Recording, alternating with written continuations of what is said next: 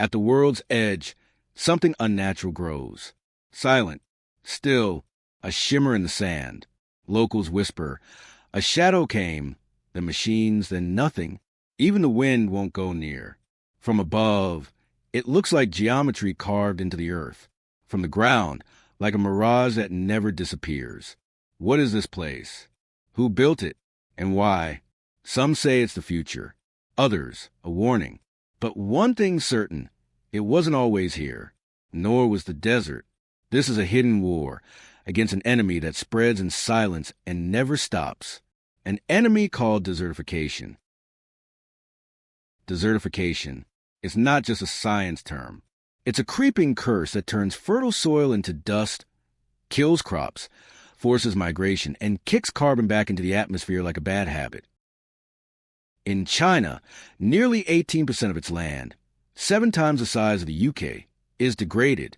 That's not a statistic. That is silent, sprawling disaster. And it's accelerating. Climate change? It's the gasoline on the sandstorm. Over the past 30 years, China has watched in horror as non-drylands turn dry, its map bleeding into beige. Land that once fed families now fuels dust storms that blacken skies and shut down cities. And China's been fighting back for decades.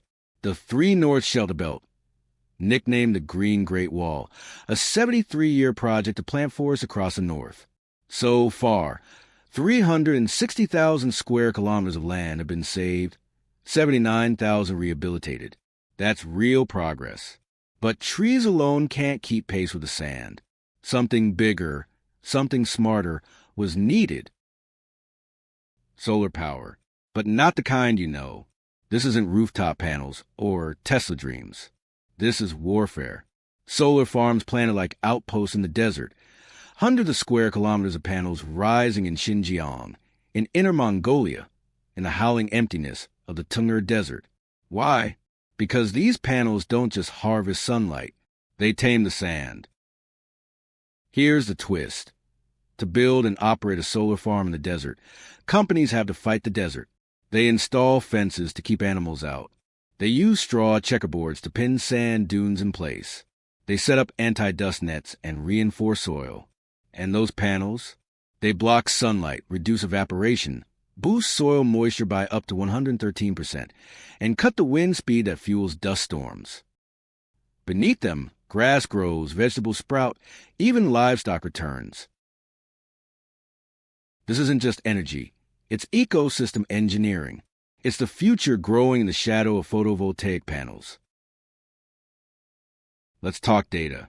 According to China's National Forestry and Grassland Administration, the Green Great Wall has already captured the carbon equivalent of 213 million tons of CO2 annually between 1980 and 2015. That's not just a forest, it's a carbon sink. But the sand kept coming. So China merged its renewables plan with its anti-desertification war. From 2021 to 2025, it launched a sand plus solar strategy.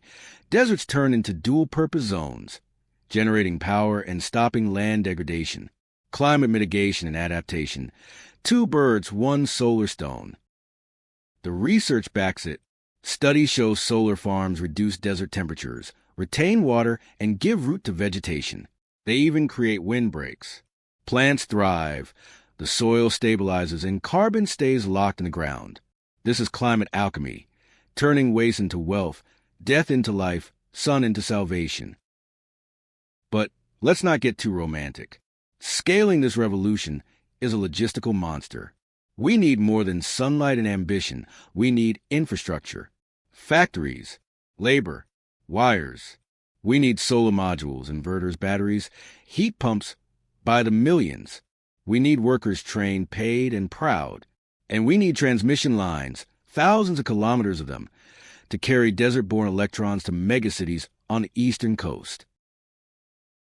Dr. He Jijiang, one of China's top energy minds, puts it plainly. We don't have enough long-distance transmission lines, but we are building many. Good, because this isn't just about building solar farms.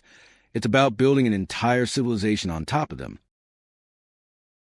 This is not a story about China. This is a story about the future.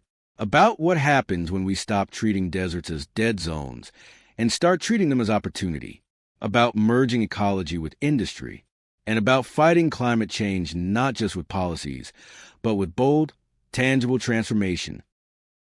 Because we're not moving fast enough. The world is burning, flooding, starving. And yet our solar dreams are being delayed by bottlenecks, bureaucracy, and a stunning lack of imagination. But the desert doesn't wait. The sand doesn't stop. So why should we? China is showing us something radical.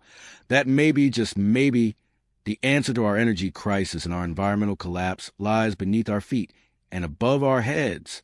The war on sand is real. The question is, who else is brave enough to fight it? Thank you for watching this video.